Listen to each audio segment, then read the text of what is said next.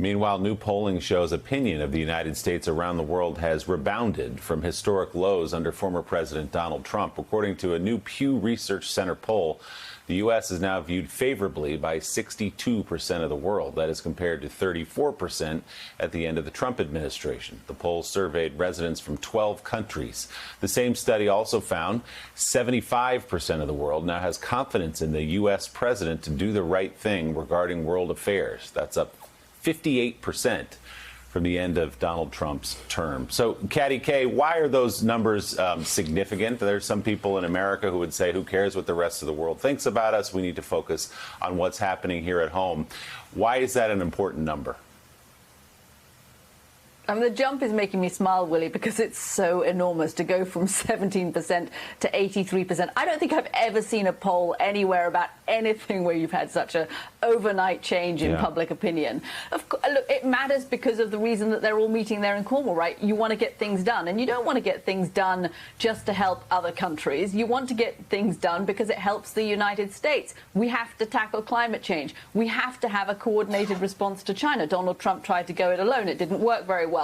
If Joe Biden wants to get the rest of the world on board to protect American workers, to protect American international property, he's going to have a much better job of that if those other people that he's meeting down there in Cornwall decide, actually, yeah, we believe in you and we have faith in you.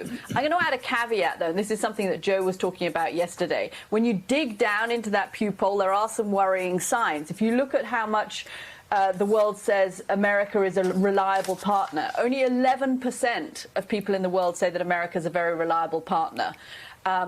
Only 6% say that the U.S. political system works very well and that it's not a good example to other countries. And I think what you were saying, Joe, yesterday is really interesting about this. This predates Donald Trump. I mean, America's been virtually ungovernable since, what, 2011, after Barack Obama's first midterm elections, when the system fell apart and Mitch McConnell decided he was not going to let Barack Obama get anything done. And the world watches that. They see that the American system, and it's not just about Trump. Yes, that was a kind of huge shock to the world, but it was eroding before that. And this system not being able to get things done in Congress, not being able to make big changes, not being able to commit to big climate change initiatives, that's a problem in the eyes of the rest of the world when they look at America.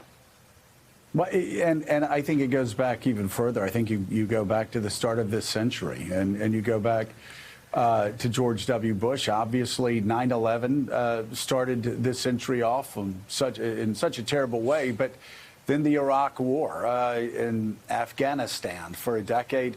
We obviously were dealing with the blowback from that from across the world. Barack Obama became president, obviously very popular across the globe, but we heard complaints from world leaders. I heard complaints from ambassadors. He had no theory of the case. America was leading from behind. It was back on its heels. Donald Trump came along, and of course, that was America alone. And so I don't really, if you look over the past 20 years, Katty, it's hard to imagine why the world would look to the United States right now until we have a theory of the case, which was, for the most part, blown up after we won the Cold War. That had guided our foreign policy. It was very clean, very clear what our goals were. It was democracy versus communism.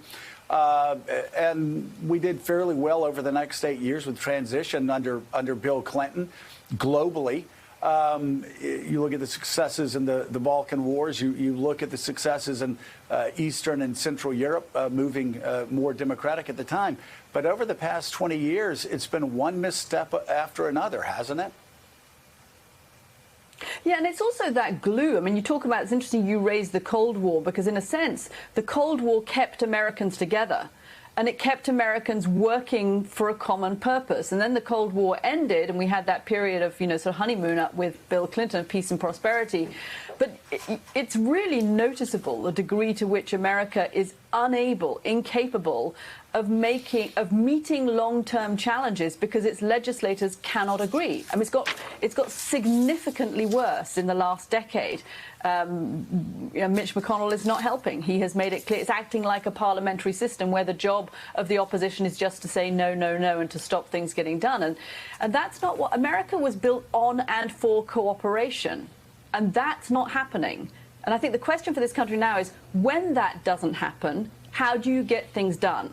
Because at the moment, you're not meeting the big challenges, and that makes the country weaker.